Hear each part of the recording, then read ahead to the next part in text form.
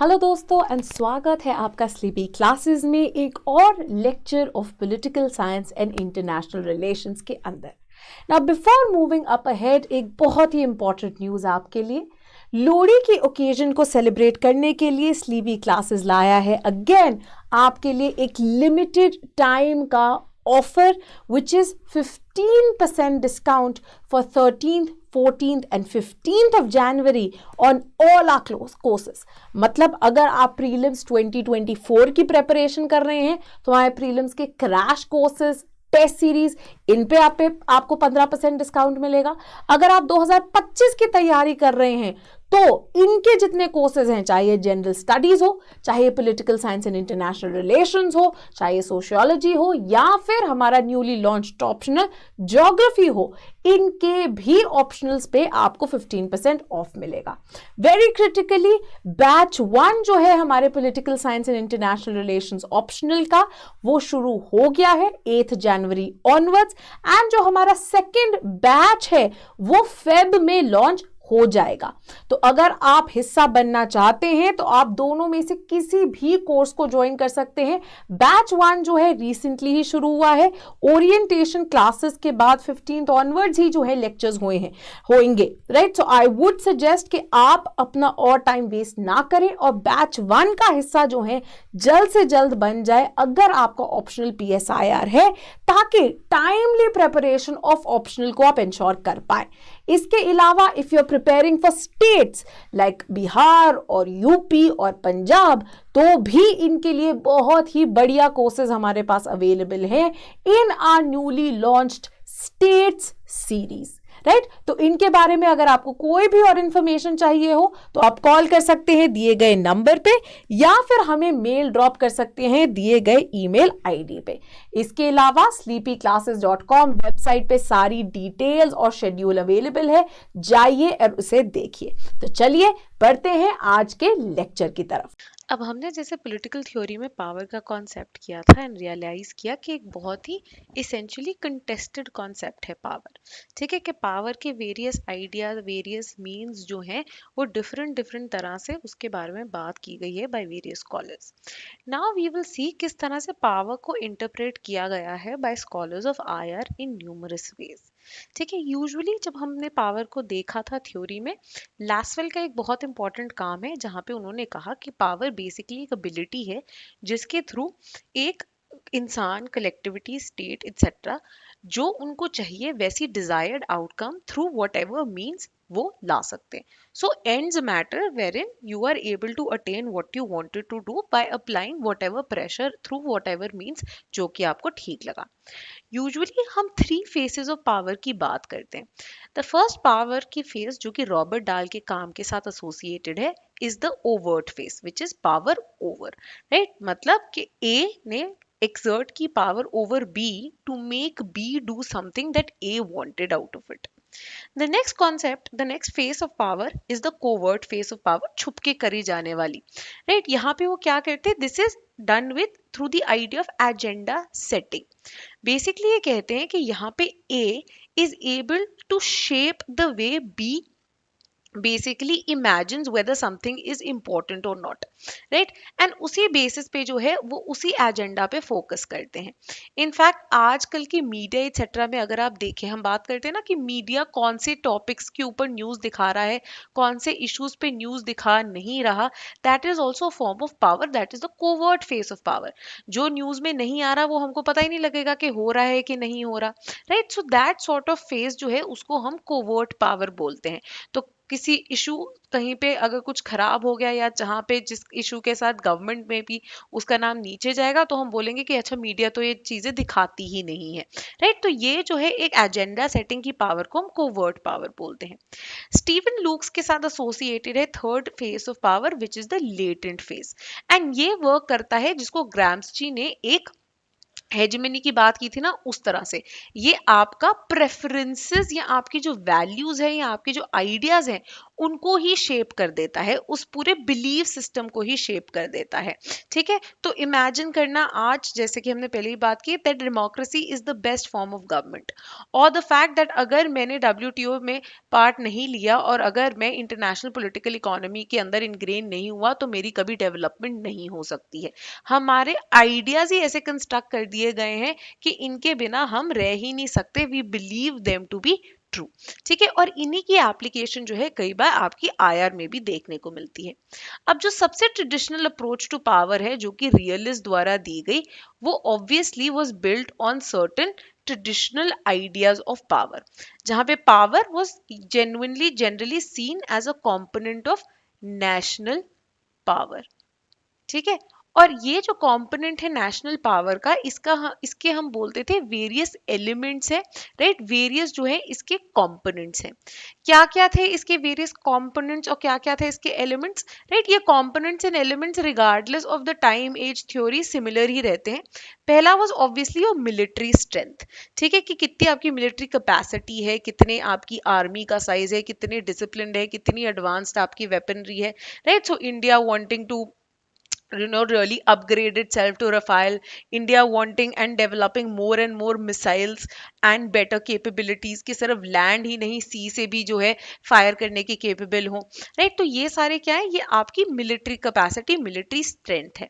Then is obviously और economic development, जो कि जुड़ा है आपकी इकोनॉमिक रिसोर्सेज से, आपकी डेवलपमेंट से।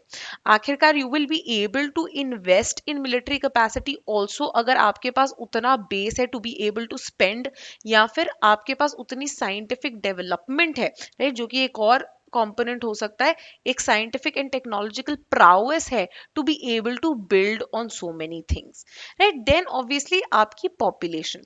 ठीक है, पॉपुलेशन के अंदर भी वेरियस मीन्स हो सकते हैं। आपकी पॉपुलेशन कितनी ज्यादा एडुकेटेड है, कितनी ज्यादा स्किल्ड है, जितनी ज्यादा स्किल्ड हुई उतनी ज्यादा जो है ऑब्वियसली आपकी कैपेसिटी भी बढ़ सकती है। सिमिलरली कुछ लोग जो है ये भी बात करते हैं कि अगर आपकी पॉपुलेशन के सोशल स्ट्रक्चर्स जो हैं होमोजीनस है तो इंटरनल कॉन्फ्लिक्ट कम होगी, जिसके कारण आप ज्यादा स्ट्रॉन्गर बनेंगे। Then obviously is the geography aspect, जो कि जियोपॉलिटिक्स के अंदर बार बार सिग्निफाई किया गया था, राइट, जिनकी हमने वेरियस थ्योरीज भी पढ़ी थी। तो जियोग्राफिकल वेरिएबल्स जैसे कि आपका लैंड एरिया कितना है, आपकी लोकेशन क्या है, क्या नेचुरल रिसोर्सेज अवेलेबल हैं, राइट, ये सारे जो है इम्पैक्ट करते हैं आपकी ओवरऑल नेशनल पावर को, राइट। तो ये जो है आपके एलिमेंट्स हो सकते हैं नेशनल पावर के, जिन पे टाइम एंड अगेन जो है फोकस किया जाता है ना। अकॉर्डिंग टू ट्रेडिशनलिस्ट, स्पेशली आपके जो रियलिस्ट हैं, वो लिस्ट आउट करते हैं ये वेरियस एलिमेंट्स जो है नेशनल पावर के, स्पेशली जैसे कि रियलिस्ट ने किया।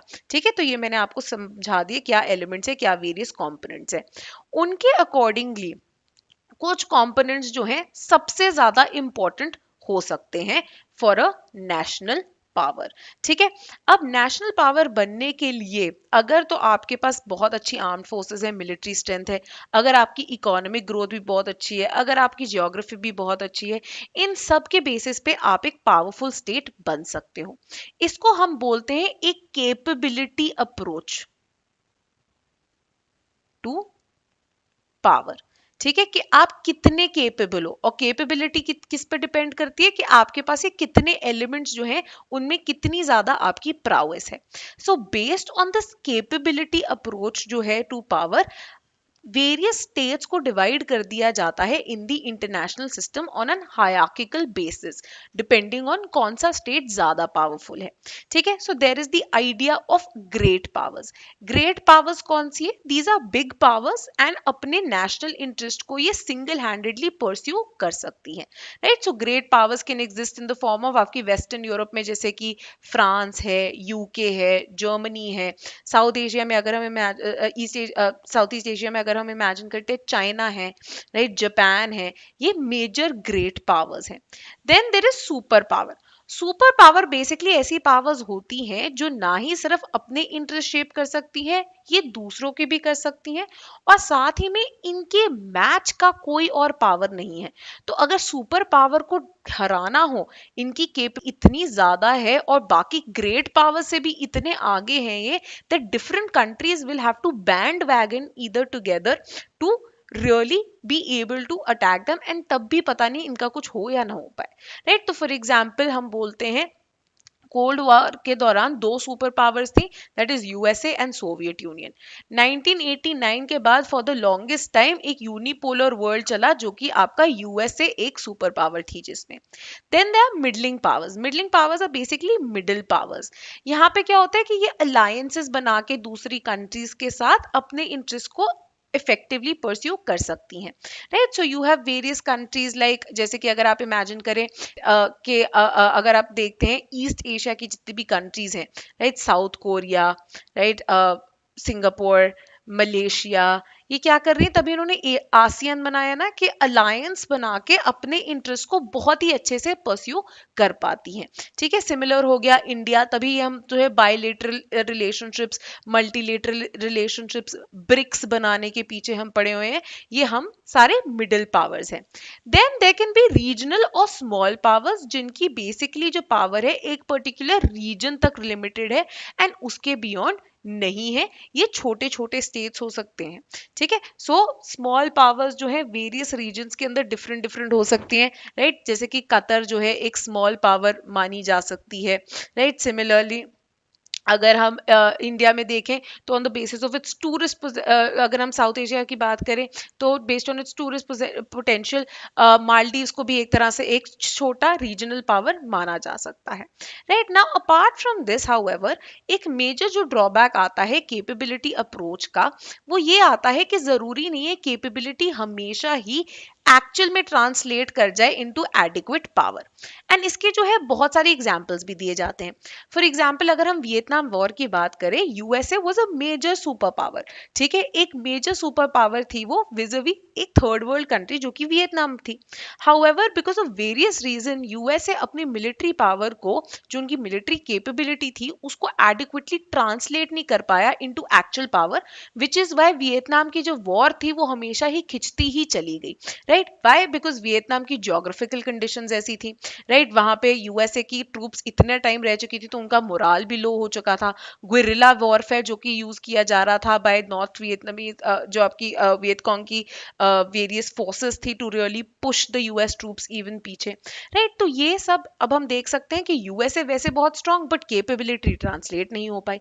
Similarly in case of Afghanistan में भी हम ये बात कर सकते हैं कि कितनी सारी सुपर पावर्स ने ट्राई किया, चाहे पहले ब्रिटेन की बात कर लें, फिर सोवियत यूनियन की बात कर लें, यूएसए की बात कर लें, जो कि कैपेबिलिटी वाइज सुपर पावर्स रह चुकी थी, बट अफगानिस्तान के अंदर despite years and years of presence वो कभी भी जड़ से जो उनका एजेंडा था उसको नहीं निभा पाई, ठीक है। कि अभी भी तालिबान तो अभी भी एग्जिस्ट करता है और शायद और भी ज्यादा जो है पावरफुल हो गए कि उनको अब एक फॉर्मल गवर्नमेंट का हिस्सा भी जो है माना जाता है, राइट। तो एट बेस्ट क्रिटिक्स बोलते हैं कैपेबिलिटीज जो है पोटेंशियल या लेटेंट पावर हो सकती है, एक्चुअल पावर बनने के लिए जो है वेरियस और फैक्टर्स की जो है यूजेज चाहिए होती है, ठीक है। सो ये आइडिया जो है ये कैपेबिलिटी से लिंक्ड था।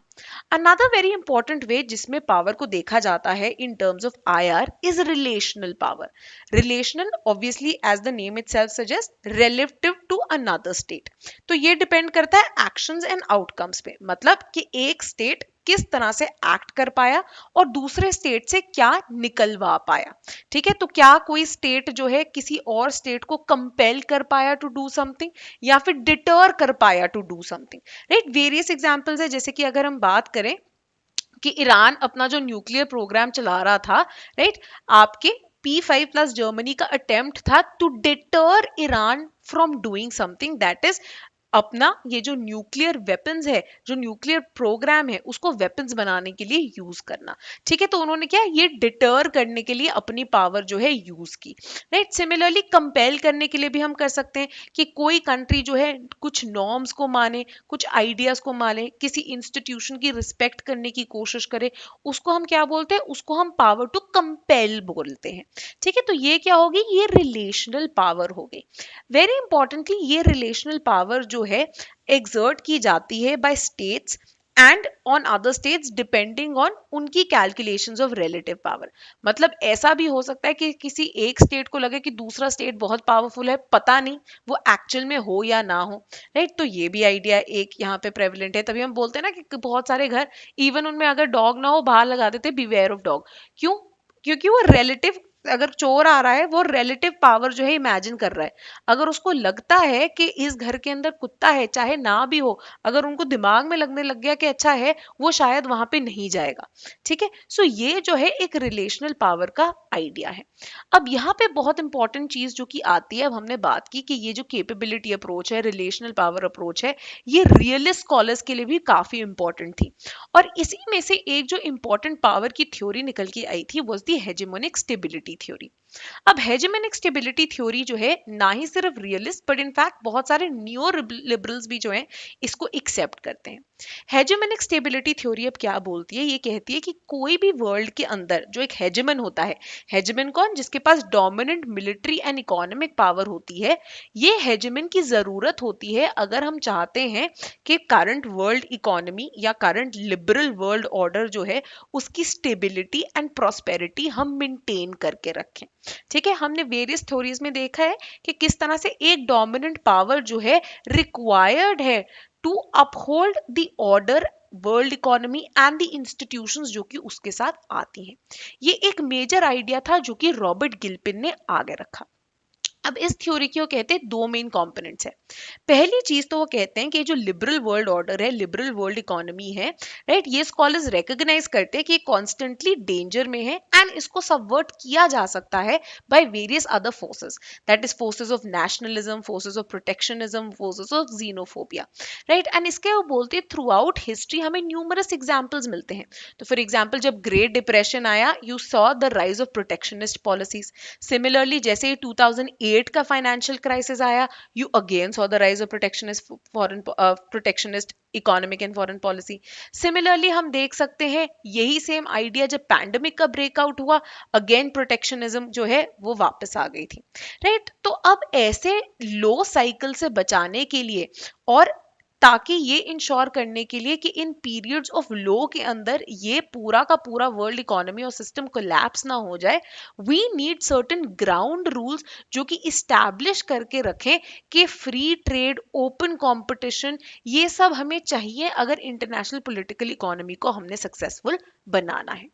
सेकेंडली एंड वेरी इंपॉर्टेंटली ये ग्राउंड रूल्स जो कि फॉलो किए जाए बाय अदर कंट्रीज, ये कौन सेट कर सकता है? दैट इज अ डोमिनेंट और हेजेमोनिक पावर। यही डोमिनेंट या हेजेमोनिक पावर जो है रिक्वायरमेंट है कि पहली चीज ये विलिंग हो, राइट, खुद जो है हिस्सा बनना चाहते हो। जैसे कि हमने देखा था वर्ल्ड वॉर वन के बाद यूएसए के अंदर कैपेसिटी थी to be a hegemonic power, right, और ये rules of the game establish कर सकते थे। But by pulling out of the League of Nations, जो लीग ऑफ नेशंस की एक लेजिटिमिटी हो सकती थी, जो उसके साथ एक पावर इम्पार्ट हो सकती थी, वो नहीं आई, जिसके कारण league of Nations could not be successful, जिसके कारण अनदर वर्ल्ड वॉर जो है वो ब्रेकआउट हो गई। ठीक है, तो पहली चीज तो वो विलिंग होने चाहिए ऐसे ग्राउंड रूल्स, ऐसे वर्ल्ड रूल्स, ऐसे रेजिम्स को एस्टैब्लिश करने के लिए। एंड दूसरी उनमें एबिलिटी भी होनी चाहिए कि वो इन रूल्स को एनफोर्स कर सकें। So if some country is not following the rules of the game, so for example जैसे कि यूएसए बार बार बोलता था, बुश एटसेट्रा ने बोला एक्सिस ऑफ इविल पावर्स, या ये रोग नेशंस है जैसे कि ईरान हो गया, नॉर्थ कोरिया हो गया, तो क्या करते थे उनको कर्टेल करने के लिए, उन्हें आर्म ट्विस्ट करने के लिए वेरियस मीन्स और मेजर्स वो यूज कर सकते थे। उन पे सैंक्शंस इम्पोज करना, ठीक है, उनके ऊपर किसी और तरह की रोक टोक डाल देना, ठीक है, ये सारे क्या है, ये ऑलमोस्ट पनिशमेंट लाइक थिंग है जिनमें जिसमें हेजेमोनिक स्टेट के पास कैपेबिलिटी है ऑफ इम्पोजिंग दिस, राइट। तो इसीलिए हम कहते हैं हेजेमन जो है इस तरह से इस पूरे वर्ल्ड, इस लिबरल सिस्टम को मेंटेन करके रख सकता है। पर एट द सेम टाइम ये कोई अपनी लार्ज हार्टेडनेस से नहीं कर रहा, राइट, फॉर चैरिटी पर्पस नहीं कर रहा, इसका खुद का भी लॉन्ग टर्म इंटरेस्ट है, because the hegemon itself has to gain from it। क्योंकि अगर प्रेजेंट सिस्टम चलता रहेगा तो मतलब उनकी भी जो पावर है और उनकी भी जो एक हेजेमोनिक स्टेटस है वो अनचैलेंज्ड ही रहेगा। अब हम सिर्फ हेजमेन पे क्यों डिपेंड कर रहे हैं ये प्रोवाइड करने के लिए? हम इसलिए ये डिपेंड कर रहे हैं क्योंकि सिर्फ हेजमेन के पास कैपेसिटी है पब्लिक गुड्स डिलीवर करने की, मतलब ऐसे गुड्स डिलीवर करने की जो कि collective benefits, that is absolute gains rather than relative gains जो है वो इंश्योर कर सके, जो कि सारी की सारी कंट्रीज के पास हो सके। राइट, तभी हम बात करते हैं ना, जब ऐसे ट्रम्प के अंदर उन्होंने बोल दिया था कि हाँ जी हम तो डब्ल्यूएचओ छोड़ रहे हैं, हम तो यूनेस्को छोड़ रहे हैं। राइट, क्यों? We also realise the amount of funds जो कि इन इंस्टीट्यूशंस को किससे आते हैं, यूएसए से आते हैं। राइट, तो for the maintenance of these institutions, अब ये जो इंस्टीट्यूशंस है डब्ल्यूएचओ वर्ल्ड हेल्थ केयर की देखभाल कर रही है। राइट, तो ये क्या है, एक एब्सोल्यूट गेन है, बट फंड प्रिडोमिनेंटली कहां से आ रहा है, यूएसए से आ रहा है। राइट, और सिर्फ यूएसए में ही कैपेसिटी है कि वो इन पब्लिक गुड्स को एट दिस लेवल प्रोवाइड कर सके। ठीक है, तो इसीलिए जो हेजमेन है, राइट, एक हेजमेन के अंदर पहली चीज सफिशिएंट पावर होनी चाहिए रूल्स एनफोर्स करने की, राइट, विलिंग होने चाहिए इस पावर को यूज करने के लिए, एंड लास्टली कमिटेड होने चाहिए इस सिस्टम को। तो ट्रंप ने एक तरह से ये कमिटेड वाला जो पार्ट था इससे ये उठने लग गए थे, एंड इसीलिए चाइना बोलने लग गया था दैट डोंट वरी, अब हमने कैपेसिटी आ गई है कि हम ये कैरी आउट कर पाएंगे। Right, why? Because Trump was saying I am pulling out of here, I am pulling out of here. Right, but with the re-election of Biden, right, the world believes that again as a hegemon, USA एक तरह से दोबारा reorient हो रहा है और दोबारा अपनी एक विलिंगनेस और कमिटमेंट दिखा रहा है to uphold the liberal world order and economy. Another very important way, जैसे ही हमने ये हेजेमोनिक स्टेबिलिटी थ्योरी से ही समझा, उसी को और डेवलप करते हुए एक जो very important understanding of power आती है आईआर में, that is the idea of structural power. Structural power क्या होती है? ये है ability to shape frameworks, right, larger frameworks जिसके अंदर ग्लोबल एक्टर्स एक्ट करते हैं और इंटरैक्ट करते हैं एक दूसरे के साथ। दैट इज, ये डिटर्मिन करता है कि थिंग्स किस तरह से होनी चाहिए। राइट, तो हम बोलते हैं ना वेरियस रेजीम्स है, वेरियस इंस्टीट्यूशंस है जो कि हमें बताते हैं। राइट, तो फॉर एग्जांपल अगर हमने ट्रेड करनी है, हमारे पास डब्ल्यूटीओ है। अगर हमें लगता है हमें एड की जरूरत है या हमें फंड्स की जरूरत है डेवलपमेंट के लिए, we have IMF, we have World Bank. अगर हमें civil aviation, international civil aviation की बात करनी है तो हमारे पास आईकाओ है। अगर हमने वर्ल्ड सीज में, हाई सीज के अंदर ट्रेड की बात करनी है, ट्रैवल की बात करनी है, ओपन सीज की बात करनी है, तो we have the UN clause. Right, तो ये डिफरेंट डिफरेंट रेजीम्स है जो कि डिफरेंट डिफरेंट चीजों को गवर्न करते हैं। राइट, सिमिलरली इंडिया को क्यों है कि वो इतनी वेरियस जो इंस्टीट्यूशंस एसोसिएटेड थी, राइट, अब इंडिया ने एनपीटी तो साइन की नहीं थी। Why does India want to become a part of NSG? Because उनको लगता है by being a part of this regime हम एक रूल मेकर्स की सोसाइटी के अंदर जो है चले जाएंगे। Right, because these are the groups जो आपको बता रहे हैं that these are the rules of the game हर फील्ड के अंदर, और आपने इनको अबाइड करना है। ठीक है, तो एक बहुत ही इंपॉर्टेंट जो अकाउंट था स्ट्रक्चरल पावर, वो किसने दिया? सूजन स्ट्रेंज ने दिया। एंड सूजन स्ट्रेंज कहती है चार मेयर प्राइमरी जो है पावर स्ट्रक्चर्स एग्जिस्ट करते हैं। पहला इज द नॉलेज स्ट्रक्चर जो कि इन्फ्लुएंस करता है एक्टर के बिलीव्स को, आइडियाज को और परसेप्शंस को। राइट, ये लार्जर नॉलेज सेक्टर जो है वेरियस मीन से आ सकता है। राइट, तो फॉर एग्जांपल डिफरेंट यूनिवर्सिटीज जो हो गई, डिफरेंट थिंक टैंक्स जो हो गए, एंड हम देखते हैं किस तरह से majorly it is the western developed countries जो कि इस नॉलेज सेक्टर को भी जो है उसके ऊपर एक कंट्रोल रखती है। राइट, तो हम बात करते हैं ना कि अगर हम देखें वेरियस से इंस्टीट्यूशंस के हेड्स वो कहाँ से आ रहे हैं, वो बेसिकली आ रहे हैं फ्रॉम यही आईवी लीग, यूएसए की आईवी लीग यूनिवर्सिटीज या फिर यूके की केम्ब्रिज, ऑक्सफोर्ड। राइट, तो बेसिकली पूरी की पूरी knowledge structure and knowledge formation and beliefs, ideas, perceptions यहीं पे डेवलप होके आ रहा है। Right, next we can also talk about financial structure. Right, तो कौन जो है कंट्रोल करता है various credit and investment avenues को? यहाँ पे एग्जांपल हो गया आपका IMF and world bank. Then आपका security structure, defence and strategic issues पे किसकी जो है सबसे ज्यादा बोलचाल है? राइट, हम देखते हैं कि आपकी यूएन सिक्योरिटी काउंसिल में it is the P5। Right, so इस सिक्योरिटी स्ट्रक्चर को ये लोग जो है डिक्टेट कर रहे हैं। देन एक बहुत ही मेजर प्राउस जो आती है, आपकी जो सिक्योरिटी कम्युनिटीज हैं लाइक नेटो, राइट, जो कि इतनी ज्यादा इंपॉर्टेंट है। राइट, तो ये बेसिकली शेप कर रहे हैं। सिमिलरली जैसे कि हमने बात की, अगर न्यूक्लियर वेपन्स की बात हो जाए, एनपीटी एंड इसके साथ जुड़ी वेरियस और जो और जो ऑर्गेनाइजेशंस है, इंस्टीट्यूशंस है, ग्रुपिंग्स है, they become very important in this regard, right. Lastly the production structure. Production structure है जो कि इकोनॉमिक डेवलपमेंट एंड प्रॉस्पेरिटी को इम्पैक्ट करता है। प्रोडक्शन स्ट्रक्चर बेसिकली क्या होता है? एक प्रोडक्शन स्ट्रक्चर होता है कि किस बेसिस पे आप प्रोडक्शन अंडरटेक कर रहे हैं, क्या आपके टर्म्स ऑफ एक्सचेंज है, राइट। तो यहाँ पे WTO आ गया, राइट, जो कि बताता है कि अगर आपने प्रोडक्शन करनी है तो आप प्रोड्यूस कीजिए, बट आप से डंपिंग नहीं कर सकते, राइट। अपने गुड्स जो है, बहुत चीप जो गुड्स है, चाइना इनको लेके कहीं पे डंप नहीं कर सकता कि आप उनकी इंडिजिनियस इंडस्ट्री को ही पूरा खराब कर दें, ठीक है। या फिर आप कुछ इतने जो है ये सब्सिडीज जो है ये रेड बॉक्स में है, आप इनको लेवल नहीं कर सकते, राइट। तो ये क्या हो गया? ये आपके प्रोडक्शन स्ट्रक्चर की बात होगी। अब सूजन स्ट्रेंज इंसिस्ट करते हैं कि जरूरी नहीं है कि सेम ही स्टेट या सेम ही स्टेट्स हर इस स्ट्रक्चर को डोमिनेट करें, बट हर स्ट्रक्चर के अंदर जो है वेरिंग पावर्स जो है हो सकती हैं, राइट। तो इस हिसाब से ये बताती है दैट पूरे आईआर की पावर जो है सिर्फ एक नेशन स्टेट के ऊपर बेस नहीं होनी चाहिए, जैसे कि हेजेमोनिक स्टेबिलिटी थ्योरी बोलती थी, या फिर जैसे कि कैपेबिलिटी अप्रोच या रिलेशनल अप्रोच टू पावर बोलती है, बल्कि a very important role is also played by regimes and international organizations in curtailing various nation states, right। So there can be a time कि जब आपका UNSC gets up and says कि नहीं, Russia का जो एक तरह से ये जो आप बहुत ही मिलिटरिस्टिक एस्पेक्ट्स आपने जो किया यूक्रेन में वो गलत है, या फिर चाइना जो कर रही है जीजियांग में वो क्वेश्चनेबल है, राइट। तो ये क्या है, यहाँ पे रिजीम्स एंड इंटरनेशनल ऑर्गेनाइजेशंस को जो है हाईलाइट किया जा रहा है कि ये कितने इंपॉर्टेंट रोल जो है ये प्ले करते हैं। Now, apart from this, there are also various other forms of debate on power, right। ये हम कहते हैं, ये बात करते हैं कि किस तरह से अब there are changing mechanisms जिसके थ्रू पावर एक्सरसाइज होने लग गई है। सो रादर देन कॉन्सेप्ट के structural power, relational power, capability power, ये कहते हैं कि हाँ, nation states might be exercising power over another state, but किस तरह से पावर एक्सरसाइज हो रही है उसके मैकेनिज्म बदल गए हैं। The most obvious form of exercising of power used to be hard power, जिसको एस्पाउस करते हैं आपके realist, right. This is comprised of both military power and economic power, right. इसको हम क्या बोलते हैं? Carrot and stick policy.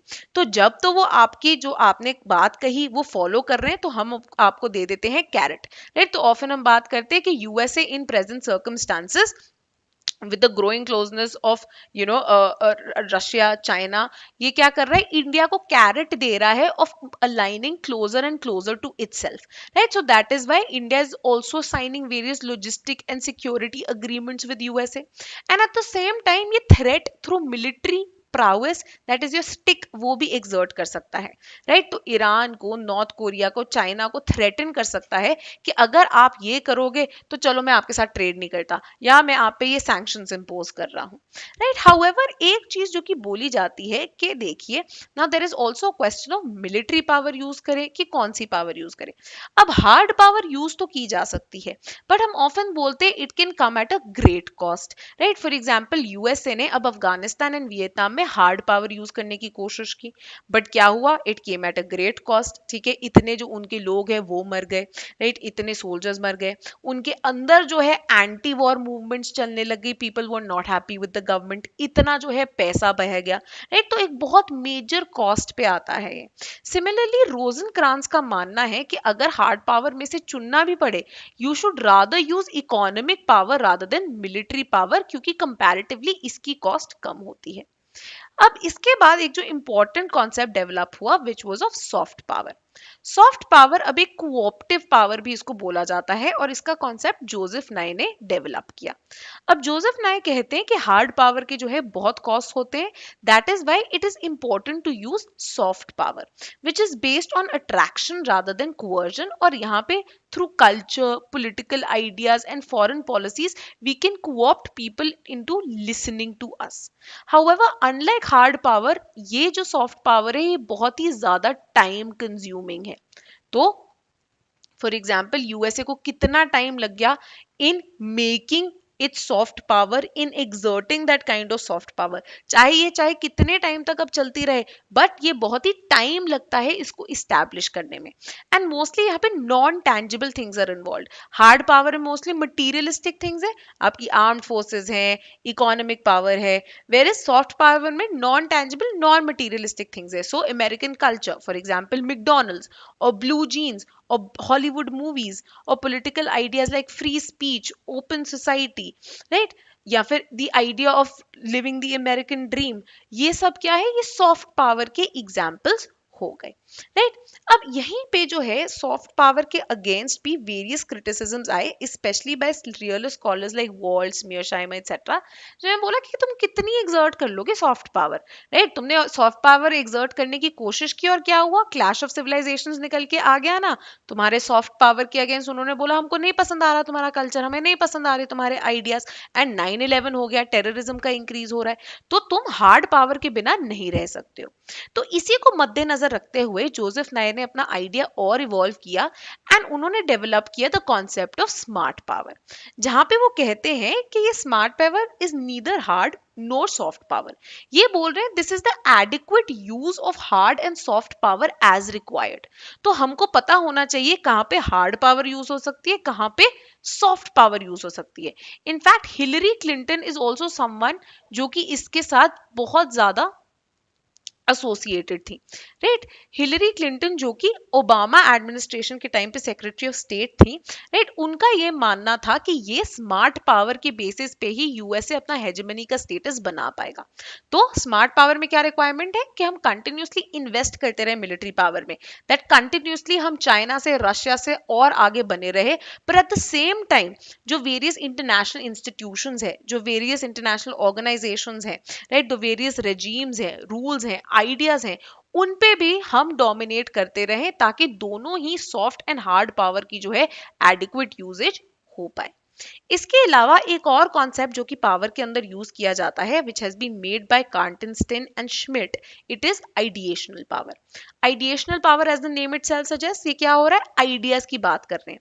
अब ये कहते हैं आइडियाज तीन तरीकों से यूज किए जा सकते हैं। पहले है पावर थ्रू आइडियाज, मतलब बेसिकली किसी स्टेट की capacity to persuade other states कि आप जो है अपने व्यूज हमारे आइडियाज के थ्रू देखो, आप हमारे आइडियाज को एक्सेप्ट कर लो और उनको फॉलो करो, राइट। तो फॉर एग्जाम्पल कितनी आसानी से ड्यूरिंग द कॉलोनियल गवर्नमेंट का रूल थ्रू इट्स एजुकेशन उन्होंने बोल दिया इंडिया को कि छोड़ो तुम्हारे जो indigenous systems of government exist करते थे, क्या ये गांधी बोलता रहता है panchayati raj panchayati raj, you know what is the good form of government, a liberal democratic government. So even if you want to follow socialist path you should follow democratic socialism, right. और हमने वही किया, right, we went on to become the world's largest democracy. ये क्या है, उन्होंने हमसे अपने आइडियाज एक्सेप्ट करवा लिए।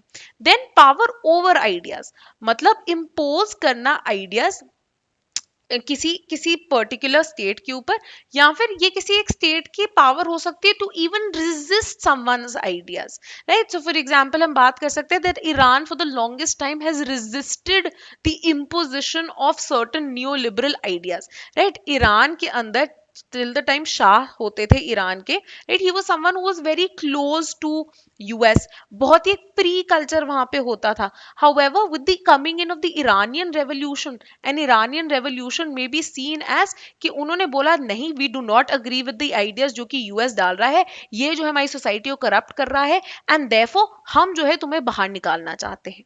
Lastly it can be power in ideas, जहां पे हम इस्टेब्लिश कर देते हैं हेजेमनी, या फिर एक तरह से सीमित कर देते हैं your way of thinking as well, ठीक है, कि हमें आइडियाज भी वही आते हैं जो कि हमें अलाउड है टू थिंक, राइट। तो ये क्या है, ये पावर इन आइडियाज का एग्जाम्पल होता है। इसके अलावा एक और मेजर इशू, एक और मेजर फॉर्म ऑफ पावर जिसकी बात की जाती है इस फास्ट पावर, जो कि जॉन चिपमैन का कॉन्सेप्ट है, जहां पे वो कहते हैं कि आज के डे एंड एज में जहां पे आपके पास इंटरनेशनल कम्युनिकेशंस है, ट्रांसपोर्ट है, सोशल मीडिया है, speed is very very important. And यहाँ पे he is specially highlighting the speed of diplomacy.